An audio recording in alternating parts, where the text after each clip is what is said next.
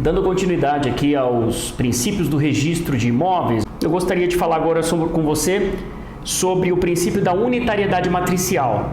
O que significa isso? Significa que um único imóvel só pode ser matriculado numa única matrícula e que uma matrícula só pode conter nela um só imóvel.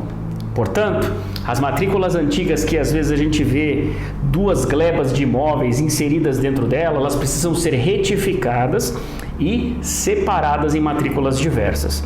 Outro princípio importante que nós temos, que é a mola propulsora do registro de imóveis, é o princípio da continuidade, também chamado de trato sucessivo. O que significa isso?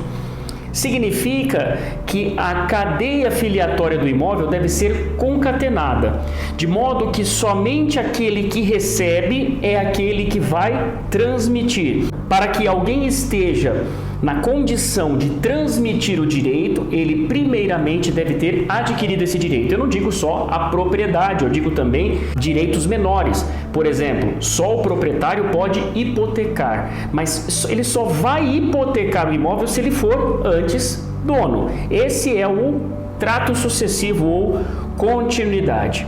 Outro princípio é o da disponibilidade, que decorre até da continuidade.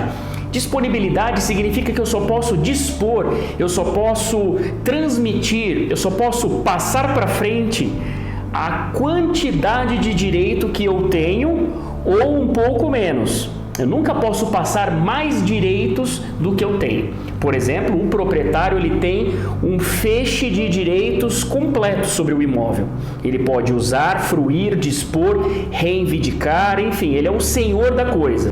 Então, se ele pode vender, ele também pode garantir em hipoteca. Ele pode, por exemplo, desmembrar este direito de propriedade, reservando o usufruto para alguma outra pessoa ou para si próprio quando ele vende este imóvel. Por exemplo, sendo apenas credor hipotecário, ele não pode vender um imóvel. Por quê? Porque este imóvel não é dele. Ele tem apenas direito de credor em relação àquele imóvel. Se o dono não paga, ele vai executar aquele imóvel para que o fruto dessa venda satisfaça o direito dele de credor, mas ele não é dono, então ele não pode dispor do imóvel.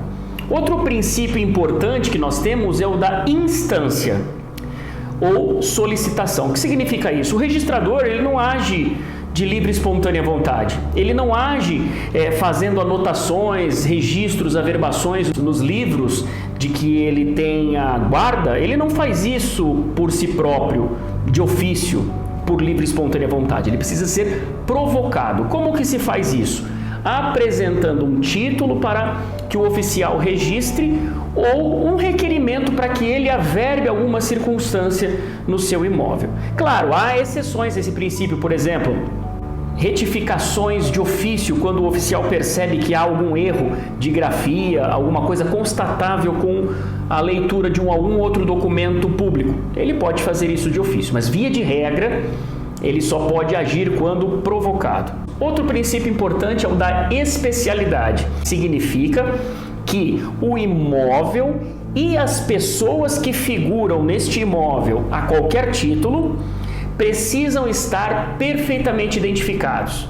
Ou seja, o imóvel precisa ser inconfundível com qualquer outro no mundo, e isso é feito por meio da descrição deste imóvel, os pontos, as amarrações, as confrontações, e hoje em dia, para os imóveis rurais, até as coordenadas geodésicas deste imóvel, de modo a torná-lo único, separado de todo e qualquer imóvel no mundo.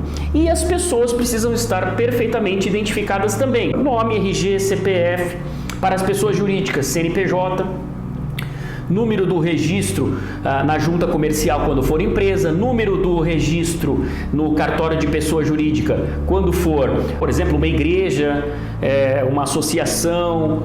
Há outras pessoas jurídicas que, por exemplo, não são criadas pelo registro, mas sim criadas por lei, por exemplo, as autarquias. Então, quando uma autarquia figura num registro de imóveis, precisa ser mencionada a lei que a criou.